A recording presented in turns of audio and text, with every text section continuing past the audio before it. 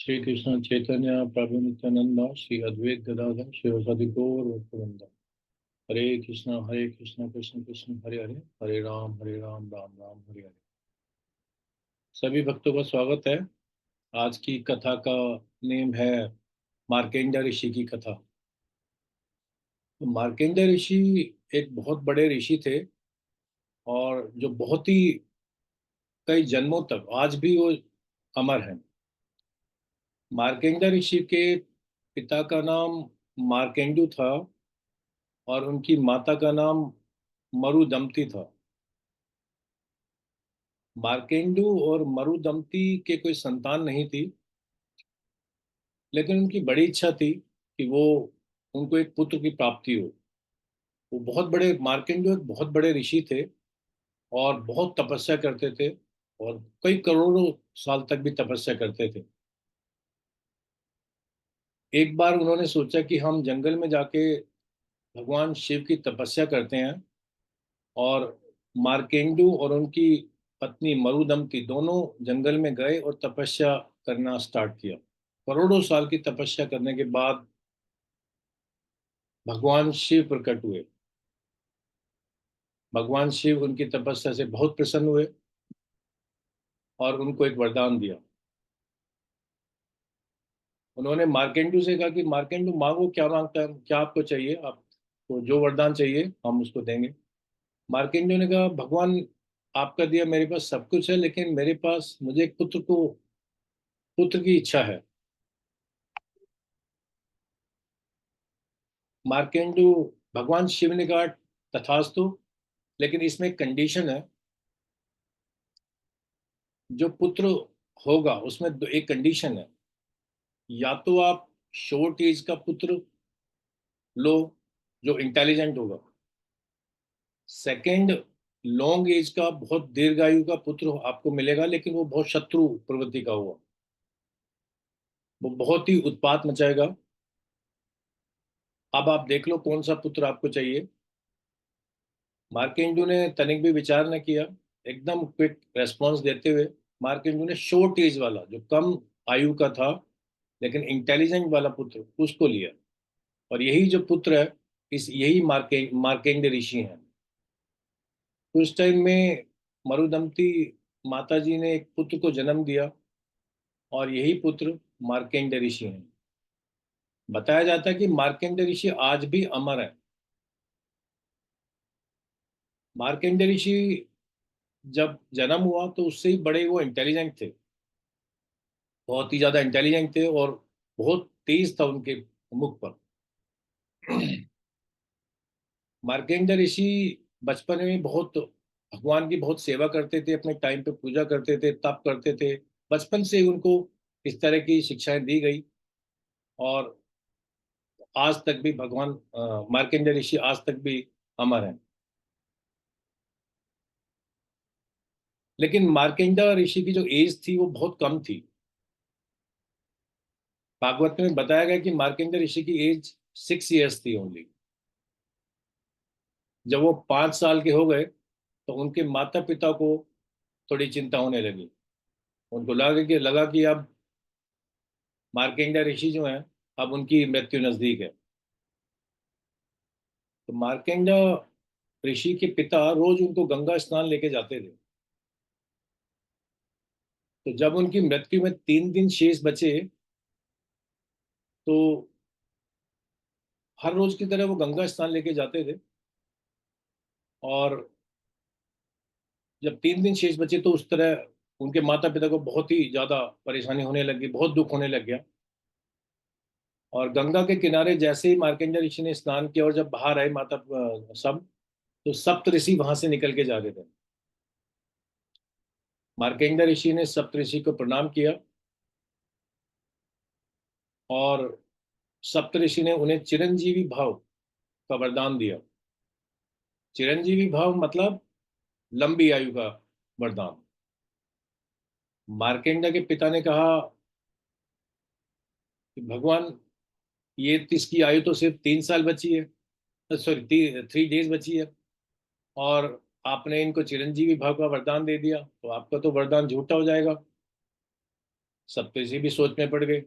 उन्होंने सोचा ये तो बड़ा प्रॉब्लम हो गया, इसकी एज 3 दिन बची और हमने इसको दीर्घायु का वरदान दे दिया है। सप्तऋषि ने कहा ठीक है मार्केंडू, आप कोई प्रॉब्लम नहीं, आप अपने घर जाओ, हम इस बच्चे को मार्केंडे को लेके आप इसको हमारे पास छोड़िए। सप्तऋषि मार्केंडे को लेके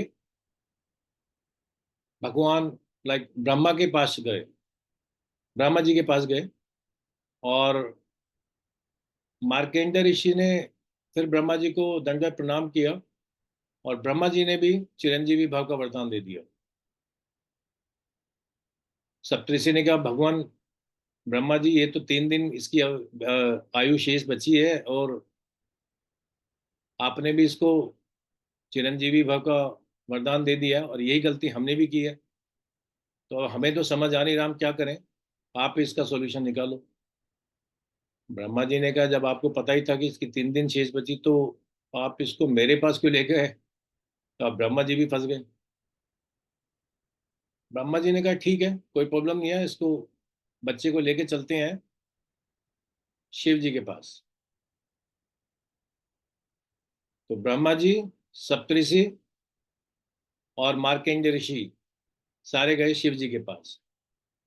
जैसे ही शिव जी के पास पहुंचे, मार्कंडेय ऋषि ने शिव जी को भी दंडवत प्रणाम किया और शिव ने भी उनको चिरंजीवी का वरदान दिया। ब्रह्मा जी ने कहा भगवान इसकी एज तो 3 दिन बची है, आपने भी इसको चिरंजीवी का वरदान दे दिया, यही चिरंजीवी का वरदान तो हमने भी दिया है, अब कैसे करें? शिव ने उसको पहचाना और उनको लगा कि हाँ ये तो मेरा ही बच्चा है, ये तो मेरे वरदान से ही पैदा हुआ है। तो शिव ने कहा ठीक है ब्रह्मा जी आप जाइए, सप्तऋषि आप भी जाइए और मैं देखता हूँ क्या होता है, मैं सॉल्यूशन निकालूंगा, आप चले जाइए। तो अब वो बच्चा मार्कंडेय ऋषि जो है शिव जी के पास ही रुक गए। अब धीरे धीरे उनको, अब 2 डेज हो गए, भगवान शिव ने बोला कि आप आराधना करिए, स्तुति करिए और तप करिए, और शिवलिंग के पास उसको बैठा दिया कि आपको यहीं बैठ के तप करना है। मार्कंडेय ऋषि पूरी भावभूति के साथ करने स्टार्ट कर दिया, अपनी श्रद्धा भाव के साथ। अब वो दिन आ गया जिस दिन मार्कंडेय ऋषि की एज, आयु समाप्त होनी थी। यमराज ने अपने यमदूतों को भेजा कि जाओ मार्कंडेय ऋषि के प्राण को हर लाओ, इनका टाइम पूरा हो गया। जैसे ही यमदूत मार्कंडेय ऋषि के पास आए और उनके प्राण हरने की कोशिश किया, लेकिन हर नहीं पाए, वो बहुत ट्राई किया उन्होंने, तो विफल हो गए और वापस यमराज को बताया कि हमसे तो ये इसके प्राण नहीं हर हो रहे हैं, आप ही कुछ करिए। फिर यमराज है, यमराज ने कहा ठीक है मैं देखता हूँ। यमराज है, यमराज ने बहुत ट्राई करा उसके प्राण को हरने का, लेकिन हर नहीं पाए, बहुत ट्राई करा। जैसे ही अपना मृत्यु पासा मार्कंडेय ऋषि के ऊपर फेंका, तभी भगवान शिव प्रकट हो गए और बहुत क्रोधित हो गए, अपनी तीसरी नेत्र खोलने लगे। यमराज बहुत भयभीत हो गए, यमराज को लगा कि मैं अब बचूंगा नहीं। भगवान शिव ने कहा ये मेरा भक्त है, इसकी एज जितनी दी थी वो मैंने ही दी थी, अब मैं ही इसको चेंज करूंगा। यमदूत ने यमदूत और यमराज ने क्षमा मांगी, भगवान शिव से क्षमा मांगी और वापस चले गए। तो भगवान शिव ने मार्कंडेय ऋषि को अमरता का वरदान दिया, फॉर एवर, वो कभी नहीं मरेंगे, वो आज भी जिंदा है हमारे बीच में, आज भी नहीं, पूरे ब्रह्मांड में आज भी जिंदा है। तो मार्कंडेय ऋषि को पूरा विश्वास था कि मैं भगवान शिव को प्रसन्न कर लूंगा और अमरता का वरदान ले लूंगा, क्योंकि भगवान मार्कंडेय ऋषि एक बहुत बड़े ऋषि हैं, बहुत तपस्या, बहुत तपी साधु हैं। और फिर कुछ टाइम बाद मार्कंडेय ऋषि अपने माता पिता के पास वापस आ गए। जब माता पिता को पता लगा कि मार्कंडेय ऋषि को अमरता का वरदान मिल गया, तो उनकी खुशी का ठिकाना ना रहा, वो बहुत खुश हुए।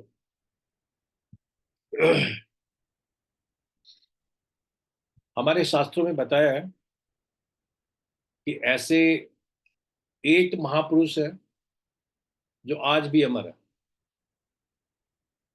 नंबर 1, अश्वत्थामा, राजा बलि, महर्षि वेदव्यास, हनुमान जी, विभीषण, कृपाचार्य, परशुराम व ऋषि मार्कंडेय। ये टोटल 8 ऐसे महापुरुष हैं जो आज भी अमर हैं। इनको सबको अमरता का वरदान मिला हुआ। मार्कंडेय ऋषि ने महामृत्युंजय मंत्र का भी की रचना की। हम सभी को पता है महामृत्युंजय मंत्र क्या है। मैं थोड़ा सा बोल के बताता हूँ। ओम त्र्यंबकम यजामहे सुगंधिम पुष्टिवर्धनम उर्वारुकमिव बंधनात् मृत्युर्मोक्षयेत मामता। इसका अर्थ अर्थ है, हम भगवान शिव की पूजा करते हैं जिनके 3 नेत्र हैं, जो अपनी कृपा से पूरी दुनिया को देखभाल कर रहे हैं। हम उनसे प्रार्थना करते हैं कि वह हमें भी मृत्यु के बंधन से मुक्त करें। तो बताया जाता है कि जो महामृत्युंजय मंत्र का उच्चारण करते हैं, मृत्यु उनका कुछ भी नहीं कर पाती और मृत्यु पे विजयी प्राप्त कर सकते हैं। अब मार्कंडा, अब देखते हैं कि किस तरह मार्कंडा ऋषि अपने घर वापस आ गए और अपनी ब्रह्मचारी बन के अपनी दीक्षा कैसे उन्होंने ली। उनके जैसे मैंने बताया कि उनके जो पिता थे मार्कंडू, वो भी बहुत बड़े ऋषि थे, बहुत अपने फील्ड के एक्सपर्ट थे। तो मार्कंडेय ऋषि ने अपने पिता द्वारा ब्राह्मण दीक्षा प्राप्त करने के जो भी निर्देश उनको मिले, उसके थ्रू वो अपना ब्राह्मण दीक्षा स्टार्ट कर दिया। मार्कंडेय ऋषि ने वैदिक शास्त्रों का अध्ययन किया, विधि विधानों का कठोरता से पालन किया। वे तपस्या तथा वैदिक ज्ञान में आगे बढ़ गए और जीवन भर ब्रह्मचारी रहे। ऐसा बताया जाता है कि उनकी जटा से तथा छाल से बने अपने वस्त्रों से अत्यंत शांत प्रतीत होते थे और उन्होंने इतनी आध्यात्मिक प्रगति की कि उन्होंने सब कुछ लिया, जैसे योगी का कमंडल, दंड, जनेऊ, ब्रह्मचारी की पेटी, कला, मृगमर्च, कमल के बीच की जपमाला तथा कुश के समूह को धारण करके आगे बढ़ाया। उन्होंने दिन की सानिध्यों पर पूर्ण पुरुषोत्तम भगवान के 5 रूपों यज्ञ, सूर्य, गुरु, ब्राह्मण तथा उनके हृदय के भीतर परमात्मा की नियमित पूजा की। वे प्रातः तथा सायंकाल भिक्षा मांगने जाते और लौटने पर सारा एकत्रित भोजन अपने गुरु को भेंट कर देते। जब गुरु उन्हें आमंत्रित करते तभी वे मौन भाव से दिन में एक बार भोजन करते बस, अन्यथा पूरे दिन उपवास में रहते। इस तरह तपस्या तथा वैदिक अध्ययन से समर्पित मार्कंडेय ने इंद्रियों के परम प्रभु श्री भगवान को करोड़ों वर्ष तक पूजा की और इस तरह उन्होंने दुर्जय मृत्यु को भी जीता। मार्कंडेय बहुत ही अच्छी पूजा करते थे और मार्कंडेय की उपलब्धि में ब्रह्मा, ब्रह्मणि, शिव, प्रजापति, दक्ष, ब्रह्मा के महान पुत्र, मनुष्यों में से अनेक लोग, देवता, पूर्वज तथा भूत प्रेत सभी चकित हो गए। सभी चकित हो गए कि मार्कंडेय इतनी भक्ति कैसे कर रहे हैं, इतनी।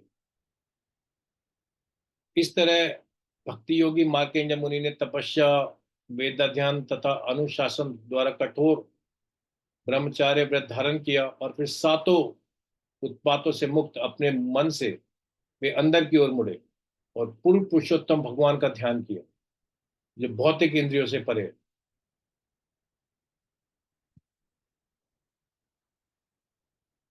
मार्कंडेय ऋषि, बताया जाता है शास्त्रों में बताया जाता है कि मार्कंडेय ऋषि ने 6 मनवंतर तक अपने मन को एकाग्र किया और लगातार योगियों की तरह भगवान में ध्यान रखा, 6 मनवंतर। हमें पता है कि ब्रह्मा का मनवंतर कितने ईयर्स का होता है, तो 6 मनवंतर तक उन्होंने भगवान का ध्यान किया। जब 7वां मनवंतर चल रहा था, तब इंद्र को लगा, इंद्र को थोड़ा प्रॉब्लम होने लगी। तो आइए अब हम देखते हैं कि किस तरह इंद्र ने भगवान मार्कंडेय ऋषि की तपस्या को भंग किया। तो जब ये बताया जाता है कि जब कोई 7 मनवंतर तक तपस्या करता है तो भगवान इंद्र का पद ले सकता है। ऋषि मार्कंडेय ने 6 मनवंतर तो पूरे कर लिए थे, 7वें मनवंतर की उनकी तपस्या जारी थी। अब इंद्र को थोड़ा सा भय होने लग गया कि मेरी कहीं ये पोजीशन ना ले लें, तो उन्होंने एक चाल चली। उन्होंने मार्कंडेय ऋषि की तपस्या को भंग करने के लिए एक चाल चली। राजा इंद्र ने कामदेव को बुलाया, सुंदर गंधर्व, अप्सराओं, बसंत ऋतु तथा मलय पर्वत से चलने वाली चंदन की गंध, सभी को बुलाया। लोभ, क्रोध, सभी को बुलाया और सबको इंस्ट्रक्शन दी कि जाओ और मार्कंडेय ऋषि की जो तपस्या चल रही है उसको आप खत्म करिए, उसमें कुछ विघ्न डालिए। तो ये सभी मार्कंडेय ऋषि की कुटिया पे गए। कौन कौन गए? कामदेव, गंधर्व, सुंदर अप्सराएं, बसंत ऋतु, सब मिलके मार्कंडेय ऋषि की कुटिया पे पहुंच जाते हैं। और मार्कंडेय ऋषि की जो कुटी है वो है हिमालय पर्वत की उत्तरी दिशा में थी, जहां से पुष्प भद्र नदी निकलती है। मार्कंडेय ऋषि वहां बैठे हुए हैं, अपनी तपस्या में लीन है, और इंद्र के ये सब वहां जाते हैं उनकी तपस्या को भंग करने के लिए। मार्कंडेय ऋषि के अचानक आश्रम का जो एटमॉस्फेयर है वो चेंज हो जाता है। कामदेव अपना काम करते हैं और उनके एटमॉस्फेयर को एकदम चेंज कर देते हैं। बहुत सुंदर हवाएं चलती हैं और सुगंधित फ्लावर्स एकदम आते हैं, बर्ड्स फ्लाई कर रही हैं, बहुत सुंदर वातावरण वहाँ हो जाता है। और भागवतम में बताया है, बहुत सुंदर वर्णन किया गया है कि मार्केंडा के आश्रम को पवित्र वृक्षों के कुंज अलंकृत कर रहे थे। बहुत से साधु ब्राह्मण अनेकानेक शुद्ध पवित्र तालाबों का आनंद उठा रहे थे। वह आश्रम उन्नत भौरों की गुनगुनाहट से तथा उत्तेजित कोयलों की कूक से प्रतिध्वनित हो रहा था। प्रफुल्लित मोर इधर उधर नाच रहे थे। वास्तव में उन्मत्त पक्षियों के अनेक परिवारों के झुंड उस आश्रम में रह रहे थे। तो कामदेव ने ऐसी एटमॉस्फेयर क्रिएट कर दिया कि बहुत ही, जिससे उनकी तपस्या भंग हो जाए। सुंदर अप्सराएं थी, सुंदर अप्सराएं अपना डांस करने लगी वहां पे, सो दैट काम मार्कंडेय ऋषि की तपस्या थोड़ी भंग हो जाए। लेकिन मार्कंडेय ऋषि तो एक बहुत बड़े संत हैं, बहुत बड़े ऋषि हैं। उन्होंने अपने मन की गति को अपने कंट्रोल में किया हुआ है। उनका गति, मन का जो गति है वो स्थिर है, कांस्टेंट है। तो उनको इन सारी चीजों से कोई फर्क नहीं पड़ता। कामदेव ने भी अपना बहुत ट्राई करा, अपना धनुष और बाण निकाले और बहुत ट्राई करा, सबने बहुत ट्राई करा कि मार्कंडेय ऋषि को तब से हटा दिया जाए, लेकिन इसका कोई असर न पड़ा। गांधारों ने मृदंग, वीणा, म्यूजिक बहुत बजाया, बहुत प्ले किया, बहुत सॉन्ग प्रोड्यूस किया, लेकिन मार्कंडेय ऋषि पे इसका कोई फर्क नहीं पड़ा।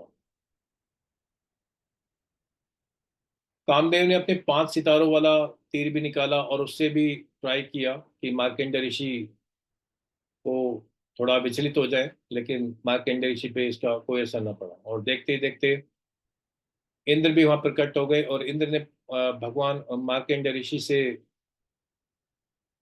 क्षमा मांगी। और कहा कि भगवान मुझे माफ कर दो।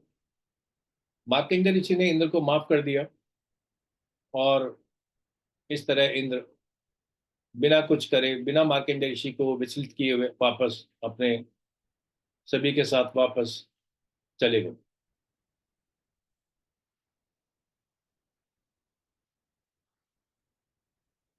अब भगवान विष्णु प्रकट होते हैं। अब हम देखते हैं कि मार्कंडेय ऋषि ने माया देवी का के दर्शन कैसे किए। भगवान विष्णु प्रकट होते हैं। भगवान विष्णु कहते हैं, मैं मार्कंडेय, आपकी जो तपस्या है, आपकी परम ध्यान से मैं बहुत प्रसन्न हूँ। हे मार्कंडेय, तुम सचमुच इस समस्त विद्वानों ब्राह्मणों में श्रेष्ठ हो।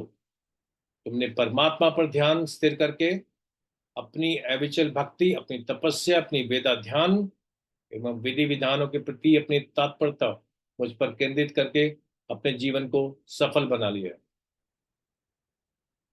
हम तुम्हारे आजीवन ब्रह्मचार्य व्रत से संतुष्ट हैं। आपको जो वर मांगना है मांगिए।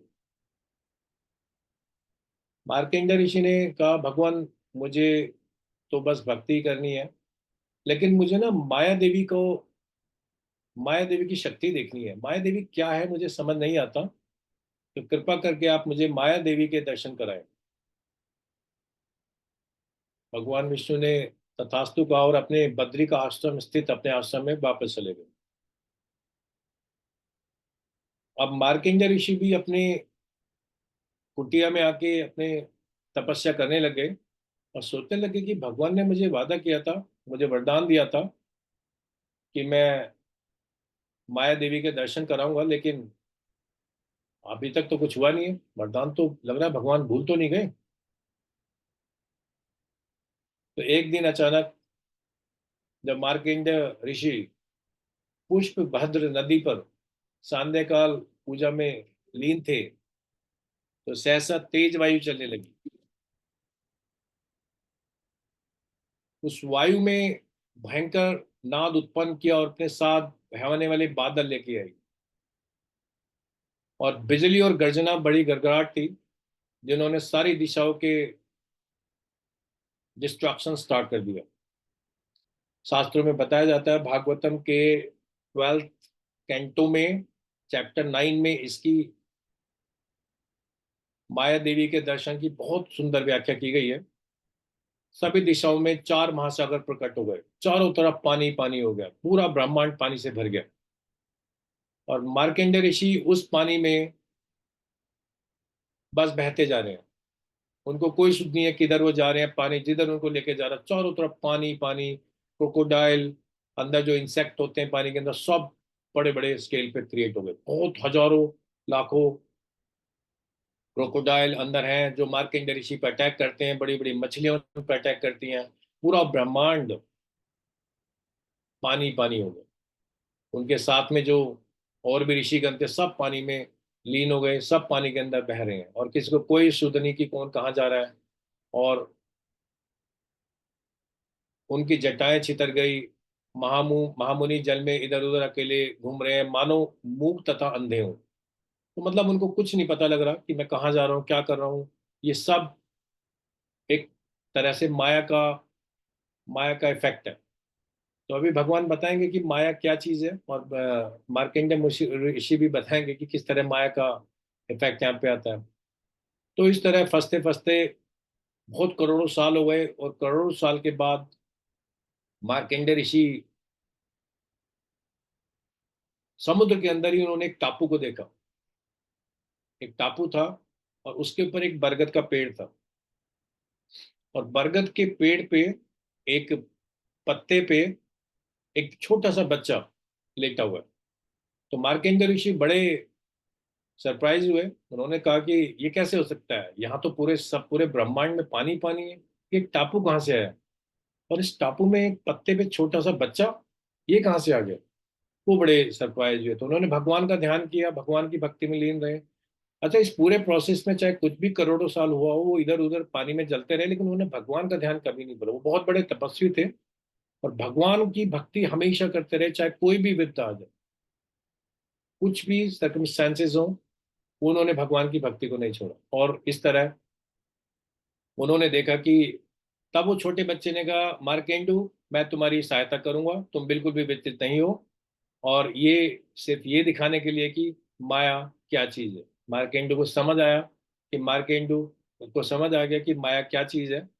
और वो जो टापू था वो आज भागवत में बताया गया कि वो टापू जो भाव सागर में था वो आज जगन्नाथपुरी है। जगन्नाथपुरी वहीं उसी प्लेस पे प्लेस है, तो ये भगवान का पुरुषोत्तम प्लेस है, पुरुषोत्तम धाम है। तो इसकी जो खोज है वो वहीं से हुई है, भागवतम में ऐसा बताया गया है। हरि बोल, हरि बोल, हरि बोल। और उस बच्चे का जब रंग बताया गया, उसका गहरा नीला रंग था और बच्चा बहुत मुस्कुरा रहा था। बच्चा कोई और नहीं, भगवान विष्णु ही है। भगवान विष्णु ने उनको माया के दर्शन कराए मार्कंडेय ऋषि को। और जब मार्कंडेय ऋषि ने कहा, भगवान मैं समझ गया हूँ माया क्या है और कैसे हमारी लाइफ में रोल प्ले करती है, कैसे एक मनुष्य को नचाती है लाइफ में, तो ये माया है। तो उसके बाद मार्कंडेय ऋषि, भगवान भी प्रकट हो जाते हैं वहां पे, अप्रकट हो जाते हैं, भगवान भी चले जाते हैं और सारा जो ब्रह्मांड पानी से भरा हुआ था सब खत्म हो जाता है। सब भगवान की लीला है। तो भगवान ने सारे ब्रह्मांड जो पानी में था सब खत्म हो गया। और उन्होंने, मार्कंडेय ऋषि ने देखा कि मार्कंडेय ऋषि की सारी थकान भी खत्म हो जाती है और उनको इतनी प्रसन्नता होती है, उनका हृदय तथा उनके नेत्र कमल की भांति पूरी तरह प्रफुल्लित होते हैं और रोमांच हो जाता है कि मैंने भगवान के दर्शन कर लिए और माया देवी मुझे समझ आ गई है कि क्या है। और वापस अपने उसी स्थान पे आ जाते हैं जहाँ पे वो पहले तपस्या कर रहे थे। और इस तरह मार्कंडेय ऋषि वापस अपने प्लेस पे आ जाते हैं और वो समझ जाते हैं कि भगवान की माया क्या है और भगवान में कितना श्रद्धा रखना चाहिए।